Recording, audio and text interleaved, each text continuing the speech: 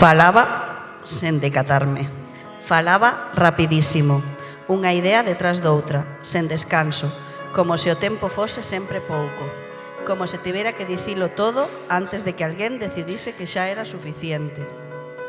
A miña voz ás veces parecía unha metralleta de palabras, e non era casualidade. Pasábame en reunións, en encontros de traballo, cando sentía que estaba ocupando un espazo que quizáis non era para min, como se estivese roubando un tempo valioso, como se as miñas ideas non merecesen ser escoitadas con calma. E entón apuraba, falaba máis rápido, respiraba menos. Durante moito tempo pensei que era manía miña, algo que tiña que corrixir, pero co tempo descubrín algo. Non estaba soa. Moitas mulleres, sen decatarse, facían exactamente o mesmo. Quizáis para ser escoitadas, quizáis para ser recoñecidas, quizáis simplemente para poder estar. Porque aínda hoxe as regras non son iguais.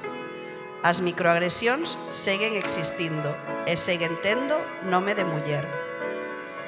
Cuestiónase máis o noso criterio, interrómpenos con máis frecuencia, fálase por riba de nós, e seguimos tendo que demostrar unha e outra vez que merecemos estar onde estamos. Non porque non estemos preparadas, senón porque o camiño segue tendo máis obstáculos. Pero tamén hai algo que está cambiando.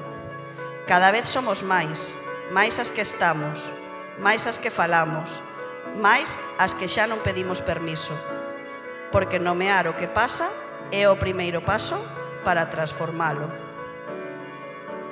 E por iso estamos hoxe aquí.